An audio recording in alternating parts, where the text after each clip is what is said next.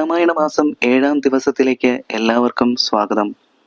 അയോധ്യയിൽ സൂര്യൻ ഉദിച്ചു. രാജാവ് ഇനിയും പള്ളിക്കുറപ്പുണർന്നില്ലല്ലോ. എന്താണ് കാരണമെന്ന് ചിന്തിച്ചുകൊണ്ട് മന്ത്രിയായ സുമന്ത്രർ വേഗർ അന്തപുരത്തിലേക്ക് പ്രവേശിച്ച്, സൂര്യവംശജനായ രാജാവെ, രാജരാജന്മാരിൽ ശ്രേഷ്ഠനായിട്ടുള്ളവനെ, ജയിച്ചാലുമെന്ന് സ്തുതിച്ച് നമസ്കരിച്ചിട്ട് എഴുന്നേറ്റ് വന്ദിച്ചു നിന്നു. അപ്പോൾ ദുഃഖത്തോടെ കണ്ണുനീർ വാർത്തുകൊണ്ട് തറയിൽ കിടക്കുന്ന രാജാവിനെ മനോവിഷമത്തോടെ സുമന്ത്രർ കണ്ടിട്ട് പെട്ടെന്ന് കൈകേയിയോട് ചോദിച്ചു, ദേവനാരിക്ക് തുല്യവും രാജപ്രിയയും ആയ കൈകേയി ജയിച്ചാലും രാജാവിന്റെ ഭാവം മാറാൻ എന്താണ് കാരണം? മഹാരാജ വല്ലഭേ, എന്നോട് പറയുക. ഇത് കേട്ട് കൈകേയി പെട്ടെന്ന് സുമന്ത്രരോട് ഇങ്ങനെ പറഞ്ഞു, ഇന്നലെ രാത്രി രാജാവ് ഉറങ്ങിയില്ല. മനസ്സിന് അസ്വസ്ഥത ഉണ്ടായതാകണം. കാരണം രാമ രാമ എന്ന് ജപിക്കുകയും രാമനെ തന്നെ എപ്പോഴും ചിന്തിക്കുകയും രാത്രി ഉറങ്ങാതിരിക്കുകയും ചെയ്തതാണ് രാജാവിന്റെ ഈ അസ്വസ്ഥതയ്ക്ക് കാരണം. രാമനെ കാണാത്തതിൽ രാജാവിന് വളരെ ദുഃഖമുണ്ട്. വേഗം ചെന്ന് രാമനെ കൂട്ടിക്കൊണ്ടുവരിക. സുമന്ത്രർ പറഞ്ഞു, ഞാൻ പോയി ശ്രീരാമനെ കൂട്ടിക്കൊണ്ടുവരാം. പക്ഷേ രാജാവ് കൽപ്പിക്കാതെ ഞാൻ പോകുന്നതെങ്ങനെ? അത് കേട്ട ദശരഥൻ സുമന്ത്രരോട് പറഞ്ഞു, നീ പോയി രാമനെ കൂട്ടിക്കൊണ്ടുവരിക. എന്റെ സുന്ദരനായ മകൻ രാമന്റെ മുഖം എനിക്ക് കാണണം. ഉടൻ തന്നെ സുമന്ത്രർ തിടുക്കത്തിൽ രാമന്റെ സമീപം ചെന്ന് ഇപ്രകാരം അറിയിച്ചു, അച്ഛൻ അങ്ങേ വിളിക്കുന്നു. ഒട്ടും വൈകാതെ എഴുന്നള്ളണം. സുമന്ത്രരുടെ വാക്കുകേട്ട ഉടനെ ശ്രീരാമൻ വളരെ വേഗം ലക്ഷ്മണനോടൊന്നിച്ച് തേരിൽ കയറി സ്നേഹപരവശനായ പിതാവ് പാർക്കുന്ന മന്ദിരത്തിലെത്തി. അദ്ദേഹത്തിന്റെ പാദങ്ങളിൽ നമസ്കരിച്ചു. രാമനെ ആലിംഗനം ചെയ്യുന്നതിനു വേണ്ടി സംഭ്രമത്തോടെ എഴുന്നേറ്റ് ദശരഥൻ കൈകൾ നീട്ടിയപ്പോൾ ദുഃഖാധിക്യത്താൽ ബോധം കെട്ട് ഭൂമിയിൽ വീണു. രാമരാമ എന്ന് പറഞ്ഞ് ബോധരഹിതനായി നിലത്ത് വീണ ദശരഥനെ രാമൻ എടുത്ത് ആലിംഗനം ചെയ്ത് മടിയിൽ കിടത്തി. ഇത് കണ്ടു നിന്ന സ്ത്രീകൾ വർദ്ധിച്ച സങ്കടത്തോടെ വിലാപം തുടങ്ങി. കരച്ചിൽ കേട്ട് ദുഃഖിതനായ വസിഷ്ഠ മഹർഷി പെട്ടെന്ന് അവിടെ എത്തി. അപ്പോൾ ശ്രീരാമൻ ചോദിച്ചു, അച്ഛന് സങ്കടമുണ്ടാകാൻ കാരണം എന്താണ്? അറിയാവുന്നവർ പറയുവിൻ. അത് കേട്ട് കൈകേയി ഇങ്ങനെ പറഞ്ഞു, പിതാവിന്റെ ദുഃഖത്തിന് കാരണം നീ തന്നെ. ഭൂമിയിൽ മനുഷ്യർക്ക് സുഖം ദുഃഖത്തിന് കാരണമാണല്ലോ. നീ മനസ്സ് വെക്കുകയാണെങ്കിൽ അച്ഛന് ദുഃഖനിവൃത്തി വരുത്താം. ഭർത്താവിന്റെ ദുഃഖം ശമിപ്പിക്കുന്നതിന് നീ ചിലതൊക്കെ ചെയ്യേണ്ടി വരും. സത്യവാദികളിൽ പ്രമുഖനായ പിതാവിന്റെ പ്രതിജ്ഞ നിറവേറ്റാൻ നീ സഹായിക്കണം. ഇത് അദ്ദേഹത്തിന് ഹിതകരമായിരിക്കും, തീർച്ച. നീയാണ് പുത്രന്മാരിൽ മൂത്തവൻ. വളരെ സന്തോഷത്തോടു കൂടി പണ്ട് നിന്റെ അച്ഛൻ എനിക്ക് 2 വരം തന്നിട്ടുണ്ട്. അത് നീ സഹായിച്ചാൽ എനിക്ക് ലഭിക്കും. ആ വരങ്ങൾ ഇന്ന് നൽകണമെന്ന് ഞാൻ ആവശ്യപ്പെട്ടു. അക്കാര്യം നിന്നോട് പറയാൻ ലജ്ജിച്ചിട്ടാണ് നിന്റെ അച്ഛൻ ദുഃഖിക്കുന്നത്. സത്യമാകുന്ന കയറുകൊണ്ട് ബന്ധിക്കപ്പെട്ടിരിക്കുന്ന പിതാവിനെ വളരെ പെട്ടെന്ന് രക്ഷിക്കാൻ നീയാണ് അർഹൻ. പുത് എന്നു പേരുള്ള നരകത്തിൽ നിന്ന് ത്രാണനം ചെയ്യുന്നവൻ എന്ന അർത്ഥത്തിലാണ് ബ്രഹ്മാവ് പുത്രൻ എന്ന ശബ്ദം വിധിച്ചിട്ടുള്ളത്. അമ്മയുടെ വാക്കാകുന്ന ശൂലം തറച്ച ശ്രീരാമൻ വളരെ ദുഃഖത്തോടെ പറഞ്ഞു, അമ്മേ, ഇത്രയൊക്കെ പറയണമെന്നുണ്ടോ? അച്ഛനു വേണ്ടി ജീവനെ തന്നെയും അമ്മയെ തന്നെയും സീതയെ തന്നെയും സംശയം കൂടാതെ ഉപേക്ഷിക്കാൻ ഞാൻ തയ്യാറാണ്. അതുകൊണ്ട് എനിക്കൊരു ദുഃഖവുമില്ല. അച്ഛൻ ആജ്ഞാപിച്ചാൽ ഈ രാജ്യം തന്നെയും ഞാൻ ഉപേക്ഷിക്കും. ലക്ഷ്മണനെ ഉപേക്ഷിക്കാൻ പറഞ്ഞാൽ ആ സമയം അത് ഞാൻ ചെയ്യും. അച്ഛൻ നിയോഗിച്ചാൽ തീയിൽ ചാടാനോ വിഷം കുടിക്കാനോ ഞാൻ അല്പവും സംശയിക്കുകയില്ല. അച്ഛന്റെ ഹിതമറിഞ്ഞ് പറയാതെ തന്നെ അത് സസന്തോഷം ചെയ്യുന്നവനാണ് ഉത്തമനായ പുത്രൻ. പിതാവ് പറഞ്ഞിട്ട് ചെയ്യുന്നവൻ മധ്യമൻ. പറഞ്ഞാലും അത് ചെയ്യാൻ കഴിയുകയില്ലെന്ന് പറഞ്ഞ് പിന്മാറുന്നവനെ മാതാപിതാക്കളുടെ മലം എന്നാണ് സജ്ജനങ്ങൾ പറയുന്നത്. ഇതെല്ലാം എനിക്കറിയാം. അതിനാൽ അച്ഛന്റെ നിർദ്ദേശം അനുഷ്ഠിക്കാൻ എനിക്ക് ഒട്ടും വിഷമമില്ല. ഞാനിതാ സത്യം ചെയ്യുന്നു. ഞാൻ പറയുന്ന സത്യം ഒരിക്കലും രണ്ടായി വരികയില്ല. എന്റെ സത്യത്തിന് ഒരിക്കൽ ഒരർത്ഥവും മറ്റൊരവസരത്തിൽ മറിച്ചൊരർത്ഥവും ഉണ്ടാവുകയില്ല. രാമന്റെ സത്യപ്രതിജ്ഞ കേട്ട കൈകേയി രാമനോട് ഇപ്രകാരം പറഞ്ഞു, നിന്റെ രാജ്യാഭിഷേകത്തിന് വേണ്ടി പിതാവ് സംഭരിച്ചിട്ടുള്ള വസ്തുക്കൾ കൊണ്ട് ഭരതനെ രാജ്യാഭിഷേകം നടത്തണം. രണ്ടാമതൊരു വരം കൂടിയുണ്ട്. നീ താപസവേഷം ധരിച്ച് 14 കൊല്ലം കാട്ടിൽ കഴിയണം. നിന്നോട് ഇക്കാര്യം പറയാൻ അച്ഛന് മടിയുണ്ട്. ഇതാണ് രാജാവിന്റെ ദുഃഖത്തിന് കാരണം. ഇത് കേട്ട ശ്രീരാമൻ പറഞ്ഞു, അമ്മേ, അതിനൊരു വിഷമവുമില്ല. ഭരതൻ അഭിഷേകം നടത്തുക. ഞാൻ വൈകാതെ വനത്തിലേക്ക് പോയിക്കൊള്ളാം. അച്ഛൻ ഇക്കാര്യം എന്നോട് പറയാത്തത് എന്ത്? ഇത് വിചാരിച്ച് ദുഃഖിക്കുന്നത് എന്തിനാണ്? രാജ്യം ഭരിക്കാൻ ഭരതനും രാജ്യം ഉപേക്ഷിക്കാൻ ഞാനും മതിയാകും. രാജ്യഭരണം പ്രയാസമുള്ളതാണ്.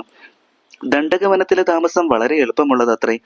ഞാൻ എന്റെ ശരീരം മാത്രം ഭരിച്ചാൽ മതി എന്നമ്മ പറഞ്ഞത് എന്നോടുള്ള സ്നേഹം നിമിത്തമാണ്. ഭഗീരഥൻ ആകാശഗംഗയെ പാതാള ലോകത്തിലേക്ക് നയിച്ച് പൃഥുക്കളെ തൃപ്തരാക്കി. തന്റെ യൗവനം പിതാവിന് നൽകിയിട്ട് അദ്ദേഹത്തിന്റെ ജരാനര പകരം വാങ്ങി തന്റെ പിതാവിനെ പുരു തൃപ്തിപ്പെടുത്തി. അവരെല്ലാം പൃഥുക്കളുടെ പ്രസാദം കൊണ്ട് ദിവ്യന്മാരായി. അതിനാൽ നിസ്സാരമായ ഒരു കാര്യം ചിന്തിച്ച് എന്റെ പിതാവ് എന്തിനാണ് സങ്കടപ്പെടുന്നത്? ശ്രീരാമൻ പറഞ്ഞത് കേട്ട് ദുഃഖത്തോടെ ദശരഥൻ ഇങ്ങനെ പറഞ്ഞു: സ്ത്രീജനനും കാമാസക്തനും രാജാധമനുമായ എന്നെ കയറുകൊണ്ട് പിടിച്ചു കെട്ടിയിട്ട് നീ രാജ്യം കൈവശപ്പെടുത്തുക. അതുകൊണ്ട് നിനക്കൊരു ദോഷവും ഉണ്ടാവുകയില്ല. അല്ലെങ്കിൽ എനിക്ക് സത്യലംഘനം ചെയ്ത പാപമുണ്ടാകും. തുടർന്ന് ദശരഥ മഹാരാജാവ് കരഞ്ഞുകൊണ്ട് പറഞ്ഞു: അല്ലയോ രാമ, ലോകനാഥ, എന്റെ ജീവനായക, നിന്നെ പിരിഞ്ഞ് ഞാൻ എങ്ങനെയാണ് ജീവിക്കുന്നത്? മകനെ, എന്നെ വിട്ടിട്ട് നീ കൊടുങ്കാട്ടിലേക്ക് എങ്ങനെ പോകും?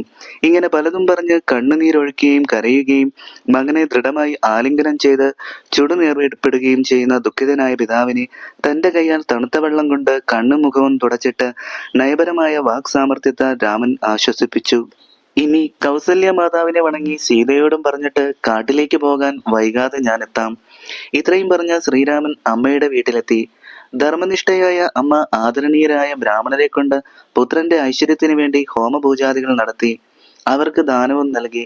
ഭക്തിയോടെ ഭഗവാന്റെ പാതാരവിന്ദങ്ങൾ മനസ്സിൽ ദൃഢമായി ഉറപ്പിച്ച് ധ്യാനത്തിൽ മുഴുകിയിരുന്ന കൗസല്യ അടുത്തെത്തിയ പുത്രനെ കണ്ടില്ല. അപ്പോൾ കൗസല്യയുടെ അടുത്ത് ചെന്ന് സുമിത്ര പറഞ്ഞു: നോക്കൂ, രാമൻ വന്നത് കണ്ടില്ലേ?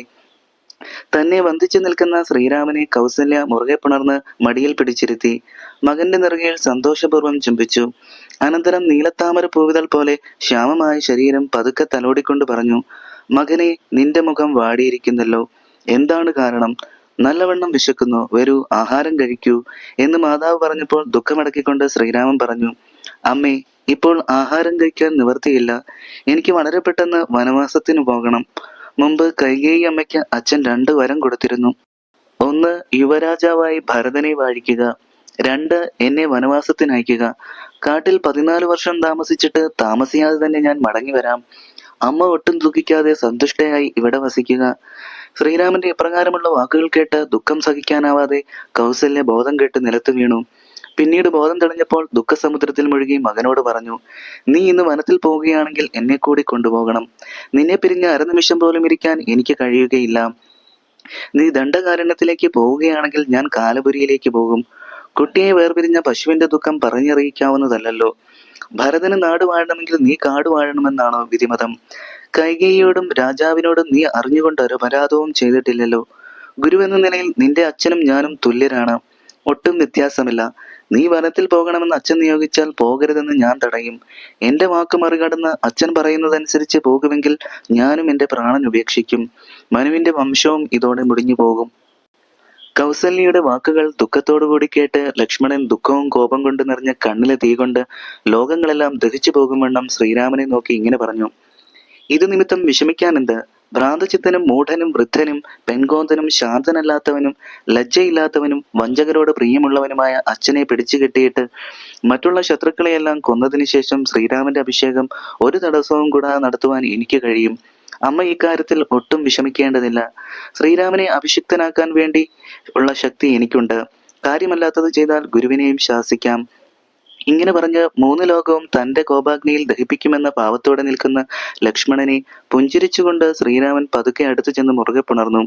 അനന്തരം മനോഹരവും ലക്ഷ്മീദേവിയുടെ വാസസ്ഥാനവുമായ മാറിടത്തോടു കൂടിയവനും ആനന്ദസ്വരൂപനും വണ്ടി നിറമുള്ള ശരീരത്തോടു കൂടിയവനും താമരപ്പൂവിതൾ പോലുള്ള കണ്ണുകളുള്ളവനും ഇന്ദ്രൻ തുടങ്ങിയ ദേവസമൂഹം വന്ദിക്കുന്ന പാദപങ്കജത്തോടു കൂടിയവനും പൂർണ്ണചന്ദ്രന് തുല്യമായ മുഖമുള്ളവനും ചന്ദ്രശേഖരനായ ശിവനും പ്രിയനും ഭക്തസമൂഹത്തിന് കൽപ്പവൃക്ഷം പോലെയുള്ളവനുമായ ശ്രീരാമൻ ഇങ്ങനെ പറഞ്ഞു: അല്ലയോ കുഞ്ഞേ ലക്ഷ്മണ, മത്സരബുദ്ധി ഉപേക്ഷിച്ച് നീ എന്റെ വാക്കുകൾ കേൾക്കുക.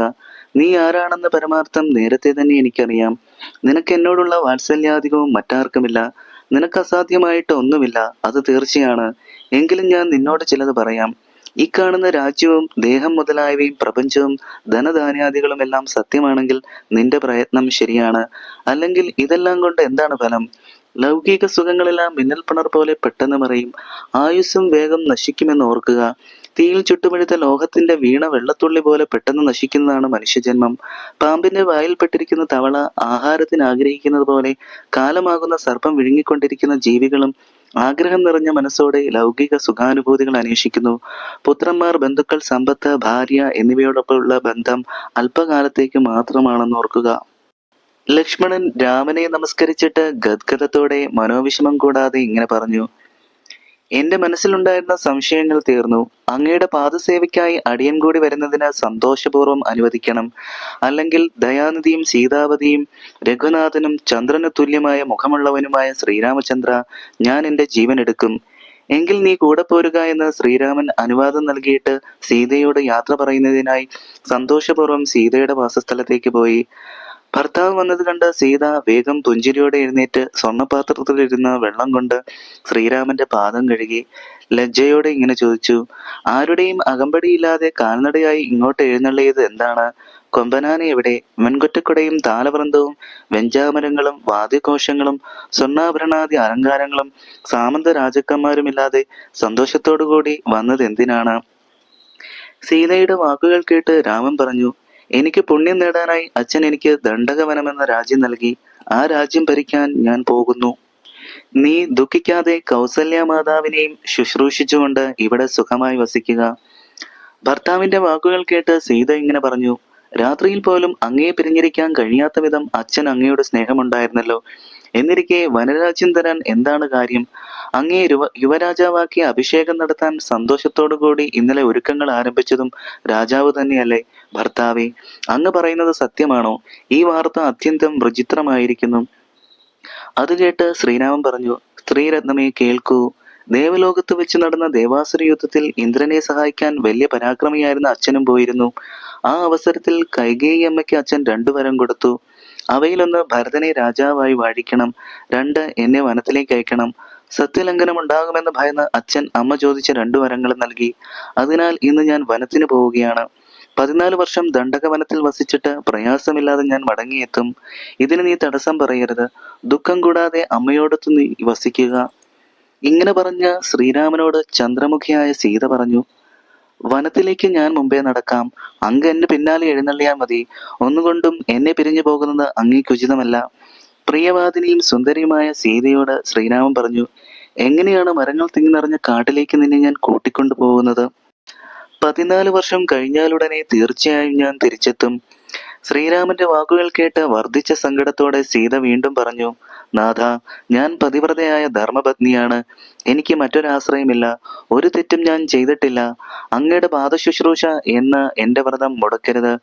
എപ്പോഴും അങ്ങയുടെ സമീപം വസിക്കുന്ന എന്നെ മറ്റാർക്കെങ്കിലും ഉപദ്രവിക്കാൻ കഴിയുമോ? കിഴങ്ങോ ഫലമോ ജലമോ എന്ത് ആഹാരമായാലും വേണ്ടിയില്ല. ഭർത്താവ് ഭക്ഷിച്ചതിന്റെ ബാക്കി എനിക്ക് അമൃതിന് തുല്യമാണ്. ഭർത്താവിനൊപ്പം നടക്കുമ്പോൾ വളരെ കൂർത്ത മൂർത്ത കല്ലും മുള്ളും എല്ലാം എനിക്ക് പൂക്കൾ വിതറിയിരിക്കുന്നതിന് തുല്യമാണ്. കാമദേവസമനായ നാഥ, നീ എന്നെ ഉപേക്ഷിച്ചു പോകരുത്. ഞാൻ നിമിത്തം നിനക്കൊരു ഉപദ്രവം ഉണ്ടാവുകയില്ല. എനിക്കൊന്നിനെ പറ്റിയും പേടിയില്ല. ഒരിക്കൽ ഒരു ജ്യോതിശാസ്ത്ര പണ്ഡിതൻ കണക്ക് കൂട്ടി എന്നോട് പറഞ്ഞിട്ടുണ്ട്: ഭർത്താവിനോടൊപ്പം ഭവതിക്ക് കാനനവാസത്തിനിടയാകും. സംശയമില്ല. ഇക്കാര്യം വളരെ മുമ്പ് തന്നെ ഞാൻ കേട്ടിട്ടുണ്ട്. ഇത് സത്യമാണ്. മരണസമയത്ത് പോലും ഭാര്യയും ഭർത്താവും തമ്മിൽ പിരിയുകയില്ല. ഇതെല്ലാം സത്യമായിരിക്കെ എന്നെ ഇവിടെ ഉപേക്ഷിച്ചിട്ട് അങ്ങ് വനത്തിൽ പോവുകയാണെങ്കിൽ ഈ തൃപ്പാദങ്ങൾ സത്യമായി ഞാൻ ഇന്ന് തന്നെ ജീവൻ ഉപേക്ഷിക്കും. ഇപ്രകാരം സീത പറഞ്ഞത് കേട്ടപ്പോൾ പുഞ്ചിരി പൊഴിച്ചുകൊണ്ട് ശ്രീരാമൻ പറഞ്ഞു: അല്ലയോ വല്ലഭേ, നീ എന്നോടൊപ്പം പോരൂ. ഇക്കാര്യം ചൊല്ലി നീ സങ്കടപ്പെടേണ്ട. മാല മുതലായ ആഭരണങ്ങൾ അരുന്ധതി ദേവിക്ക് ദാനം ചെയ്യുക. അമ്മയായ സുമിത്രയെ ലക്ഷ്മണൻ കൗസല്യയുടെ കയ്യിൽ സമർപ്പിച്ചിട്ട് വന്ദിച്ചപ്പോൾ സുമിത്ര മകനെ സസന്തോഷം ആലിംഗനം ചെയ്ത് അനുഗ്രഹിച്ചു. തുടർന്ന് ഇങ്ങനെ ഉപദേശിച്ചു: നീ ജ്യേഷ്ഠനെ പരിചരിച്ചുകൊണ്ട് പിരിയാതെ എപ്പോഴും മുമ്പേ നടക്കണം. രാമനെ സദാ ദശരഥനെന്നും എന്നെ സീതയെന്നും വനത്തെ അയോധ്യ എന്നും നീ എപ്പോഴും കരുതണം. ഇക്കാര്യം ആത്മാർത്ഥമായി മനസ്സിലുറപ്പിച്ചുകൊണ്ട് നീ സുഖമായി പോയി വരിക. അമ്മയുടെ വാക്കുകൾ ശിരസാവഹിച്ച് ആദരപൂർവ്വം അവരെ തൊഴുതിട്ട് അമ്പും വില്ലും കയ്യിലെടുത്തുകൊണ്ട് ലക്ഷ്മണൻ ശ്രീരാമന്റെ അടുത്തെത്തി വണങ്ങി നിന്നു. ശ്രീരാമൻ സീതയോടും ലക്ഷ്മണനോടും കൂടി പിതാവിനെ വന്ദിക്കാൻ പോകുമ്പോൾ പൗരജനങ്ങളെ സ്നേഹപൂർവ്വം കടാക്ഷിച്ചു. സുന്ദരനും കുമാരനും മനോഹരനും നീലനിറം കൊണ്ട് ആകർഷകമായ ശരീരമുള്ളവനും കാമദേവന് തുല്യനും അഭീഷ്ടങ്ങളെല്ലാം നൽകുന്നവനും സകല ലോകങ്ങൾക്കും ആനന്ദപ്രദനും ആത്മരാമനും താമരക്കണ്ണനും ശിവനാൽ സേവിക്കപ്പെട്ടവനും എല്ലാ ലോകങ്ങളിലും നിറഞ്ഞിരിക്കുന്നവനുമായ ശ്രീരാമൻ പിതൃഗൃഹത്തിലേക്ക് നടന്നു പോകുന്നത് കണ്ട് ദുഃഖത്തോടുകൂടി പൗരന്മാർ പരസ്പരം ഇങ്ങനെ പറഞ്ഞു: കഷ്ടം കഷ്ടം. നോക്കൂ ദൈവമേ, എന്താണ് ഇങ്ങനെ സംഭവിച്ചത്? സഹോദരനും ഭാര്യയും ഒന്നിച്ച് കല്ലും മുള്ളും കുണ്ടും കുഴിയും നിറഞ്ഞ ദുർഘടമായ കാട്ടുവഴിയിലൂടെ ചെന്താമരയ്ക്ക് തുല്യമായ പാദങ്ങളുമൂന്നി നിത്യവും നടക്കാൻ കൽപ്പിച്ച രാജാവിന്റെ മനസ്സ് അതികഠിനം തന്നെ.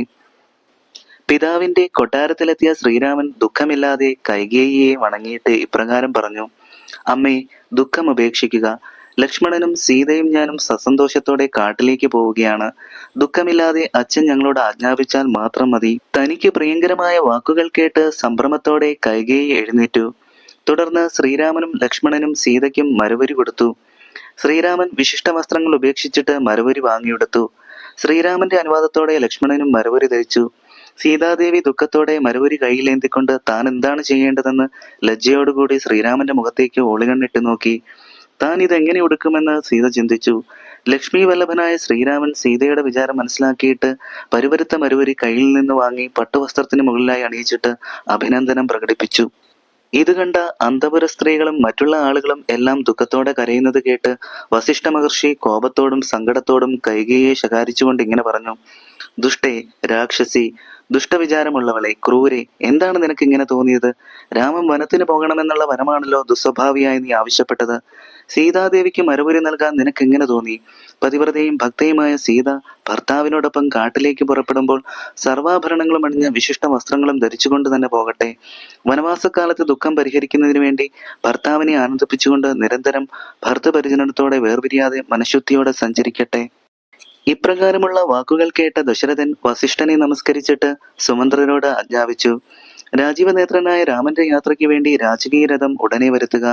ഇങ്ങനെ പറഞ്ഞിട്ട് രാമന്റെ മനോഹരമായ മുഖം നോക്കിയിട്ട്, മകനെ, സുന്ദരനായ രാമ, ലക്ഷ്മണ, സീതേ, എന്റെ പ്രാണസമനായിട്ടുള്ളവനെ, മനോഹര എന്ന് വിളിച്ച് ദുഃഖത്തോടെ ഭൂമിയിൽ വീണ് കരയുമ്പോൾ സുമന്ത്രർ തേരുമായി എത്തി. അപ്പോൾ ശ്രീരാമൻ പറഞ്ഞു: സീതേ, വേഗം തേരിൽ കയറൂ, ഇനി സമയം കളയരുത്. സീത തേരിൽ കയറി. പിതാവിനെ പ്രദക്ഷിണം ചെയ്ത് വന്ദിച്ചിട്ട് ലക്ഷ്മീകാന്തനായ രാമൻ വില്ല്, അമ്പ്, വാള്, ആവനാഴി മുതലായവ ധരിച്ചുകൊണ്ട് ലക്ഷ്മണനും രഥത്തിൽ കയറി. സുമന്ത്ര ദുഃഖത്തോടെ തേരോടിച്ചു. നിൽക്കൂ നിൽക്കൂ എന്ന് ദശരഥൻ വിളിച്ചു പറഞ്ഞപ്പോൾ വേഗത്തിൽ പോകൂ പോകൂ എന്ന് ശ്രീരാമൻ സുമന്ത്രരോട് പറഞ്ഞു. ലോകരെല്ലാം നിശ്ചലരായി നിന്നു. രാജീവലോചനായ രാമൻ ദൂരമറിഞ്ഞപ്പോൾ ദശരഥൻ ബോധം കെട്ട് നിലത്തു വീണു. സ്ത്രീകളും കുട്ടികളും വൃദ്ധന്മാരും ഉൾപ്പെടെയുള്ള പൗരജനങ്ങളെല്ലാം വർദ്ധിച്ച ദുഃഖത്തോടെ, പ്രഭോ രാമചന്ദ്ര, ദയാനിധി, കണ്ണുകൾക്ക് അമൃതമായിട്ടുള്ളവനെ, നിൽക്കൂ നിൽക്കൂ, അങ്ങേ കാണാതെ ഞങ്ങൾ എങ്ങനെ ജീവിക്കും? ദൈവമേ, ഞങ്ങളുടെ ജീവൻ പോകുന്നല്ലോ എന്നിങ്ങനെ വിലപിച്ചുകൊണ്ട് വേഗം തേരിന് പിന്നാലെ നടന്നു.